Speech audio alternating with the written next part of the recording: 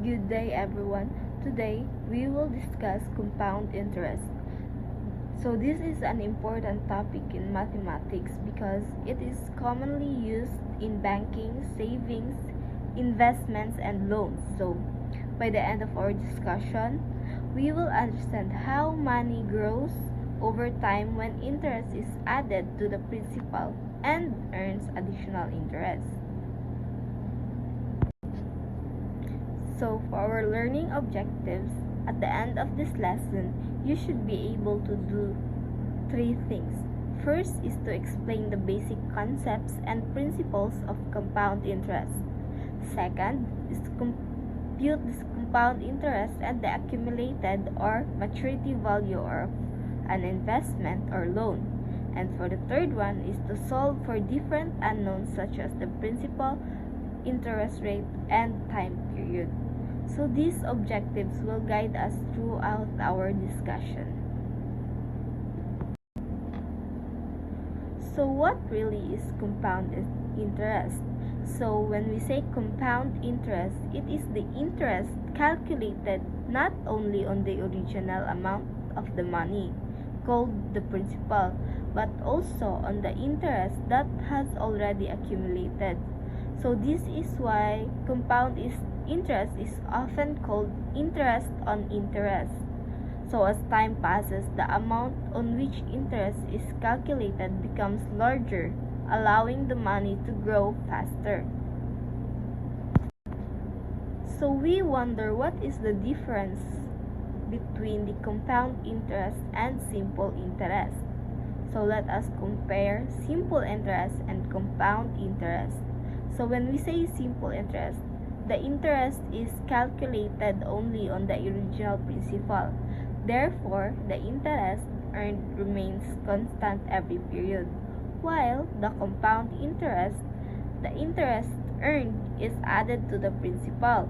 In the next period, interest is calculated on the new larger amount. So this is why compound interest generally grows faster than simple interest over time.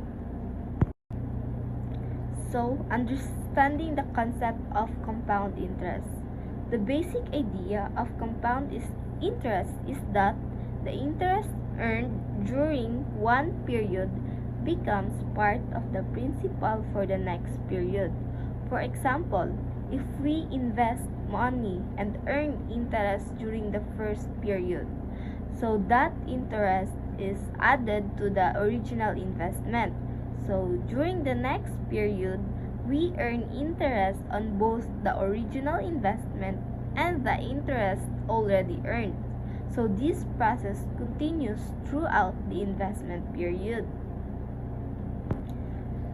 So we have here the important terminologies we can find in compound interest.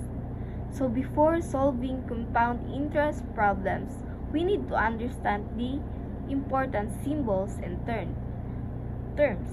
So P represents the principal or the original amount invested or borrowed, while J represents the nominal interest rate. This is the annual interest rate stated in the problem. And M represents the compounding frequency or the number of times interest is added to the principal in 1 year. So the compounding period is the interval at which interest is calculated and added. And I represents the periodic interest rate, which is the interest rate applied during each compounding period. So we have here a table for the compounding or conversion frequency, number of compounding or conversion per years, and compounding or conversion periods. So for the annual, we have 1 conversions per year and 1 year conversion period. For the semi-annual, we have 2 conversions per year or compounding and 6 months conversion periods. And for the quarterly, we have 4 number of compounding or conversions per year and 3 months conversions period. So for the bi-monthly, we have 6 number of compounding or conversions per year and 2 months conversion periods. While for the monthly, we have 12 number of compounding or conversions per year and 1 month conversion periods. Another important terminologies that we may encounter are T, which represents the time period. Usually, it is expressed in years. And N represents the total number of conversion or compounding periods, while I represents the compound interest earned or charged. Then F represents the maturity value, which is the total amount accumulated at the end of the investment period. So, we have an important reminder here. N is equals to MT. This means that the total number of compounding periods is equal to the number of compounding periods per year multiplied by the number of years. So we have here the formulas in computing compound interest problems. So the main compound interest formula is F is equals to P multiplied by the quantity of 1 plus I raised to the power of n, where F is the maturity value and the P is the principal, while I is the periodic interest rate and n is the number of the conversion periods. So the periodic interest rate is calculated using I is equals to J over M, while the compound interest is calculated using I is equals to F minus P. So depending on the problem, we may rearrange the formula to solve for the principal interest rate or time. So let's proceed to the examples in computing compound interest problems. So we have here the first example, computing the compound interest. So in this example, a student deposits 20,000 at 6% nominal interest, compounded quarterly for 3 years. So we are asked to find the compound interest. So the given values are the principal, nominal rate, compounding frequency, and time. Since the interest is compounded quarterly, the interest is converted into a quarterly rate by dividing the annual rate by 4. So, the number of periods is found by multiplying 4 quarterly periods by 3 years, giving us 12 periods. So, after finding the maturity value, we subtract the original principal. Therefore, the compound interest earned is 3,914.24. So for the second example, we have here a business investment problem. So a business invests 50,000 at 8% nominal interest, compounded semi-annually for 4 years. Because semi-annual compounding occurs twice a year, we divide the nominal rate by 2 to get the periodic rate. So the total number of conversion periods is 2 multiplied by 4, which is 8 periods. Using the compound interest formula, we find the maturity value and subtract the original investment. Now, the compound interest earned is 18,428.57. Now, let's proceed in computing the principal problems. And for the first example, in this example, the goal is to have a 100,000 pesos after 5 years at 6% compounded annually. So this time, the maturity value is known, but the principal is unknown. So we rearrange the compound interest formula to solve for P. So we will be using P is equals to F divided by 1 quantity of 1 plus I raised to n. So since the interest is compounded annually, the periodic rate is 6%. and there is one compounding period per year. And after substituting the given values, we determine how much must be invested today to reach the target amount after 5 years. Now we have here another example in computing the principal problem. So, in this problem, a business needs 250,000 after 3 years at 8% compounded quarterly. So again, the unknown is the initial investment or the principal. And because the interest is compounded quarterly, we divide the annual interest rate by 4 and multiply the number of years by 4 to determine the total number of periods. So using the formula for the principal, we calculate the amount that must be invested today to reach 250,000 after 3 years. So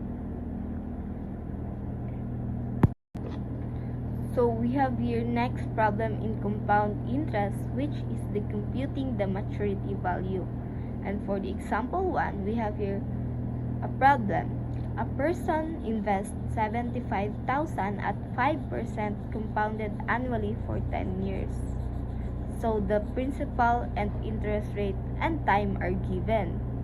So we directly use the compound interest formula. Since compounding is annual, the periodic rate is 5% and the number of periods is 10.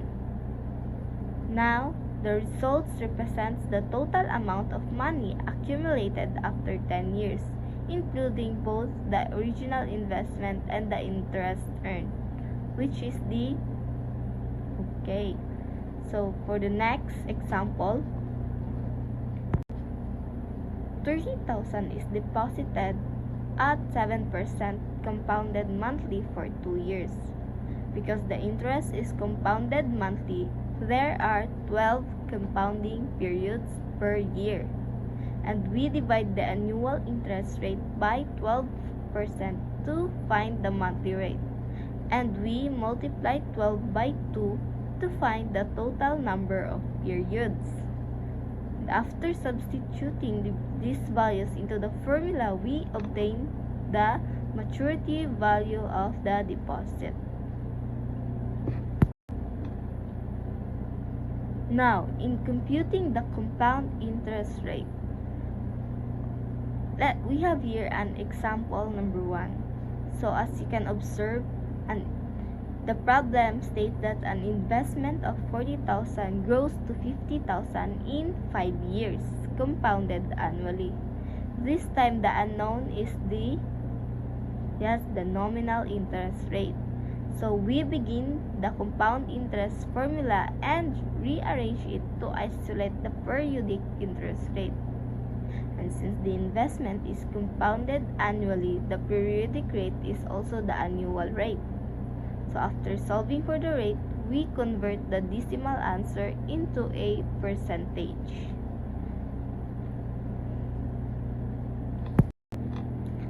So for the second problem, here an investment of 100,000 grows to 150,000 in 5 years and is compounded quarterly. So how? Since there are 4 compounding periods per year, the total number of periods is 20. So we first solve for the quarterly periodic rate. Then because the problem asked for the nominal annual rate, we multiply the periodic rate by 4. So this reminds us that the nominal rate and periodic rate are related but are not always the same. So still, we convert the decimal answer into a percentage. So now let's proceed to the computing for the time period. So for the example 1, we want to determine how long it will take 50,000 to grow to 75,000 at 6% compounded annually. So the unknown here is the time period. And this is because the time appears as an exponent in the compound interest formula, we use logarithms to solve for the number of periods. So, after defining the number of periods, we convert it into years based on the compounding frequency. For the example 2, the example asks how long 100,000 will take to grow to 200,000 at 8% compounded quarterly.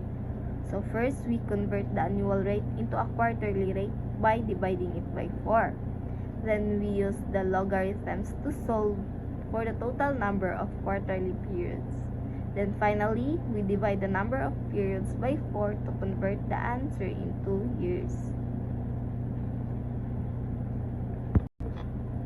So for nominal and effective interest rates, we now distinguish between nominal and effective interest rates.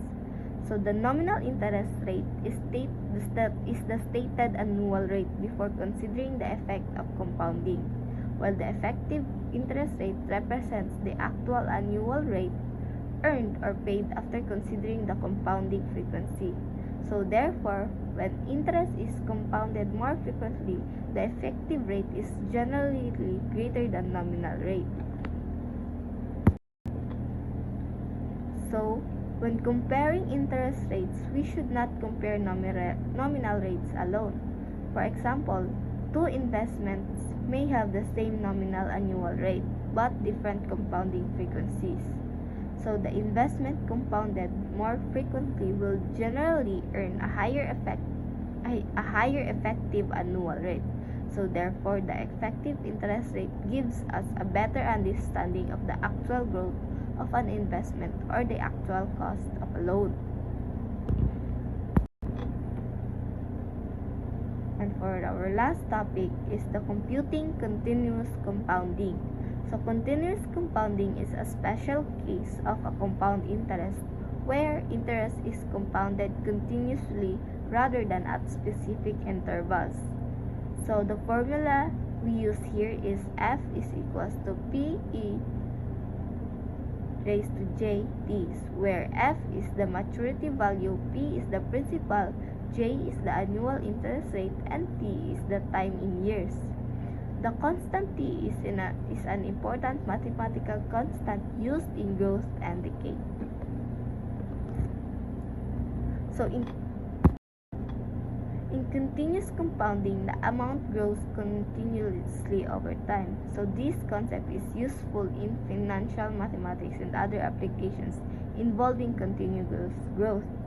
So to solve a problem, we substitute the principal, interest rate, and time into the continuous compounding formula. So the result gives us the accumulated or maturity value. Now, let us apply what we have learned. So read each problem carefully and identify the given values first, and determine whether the problem is asking for compound interest, principal, maturity value, or interest rate, or time.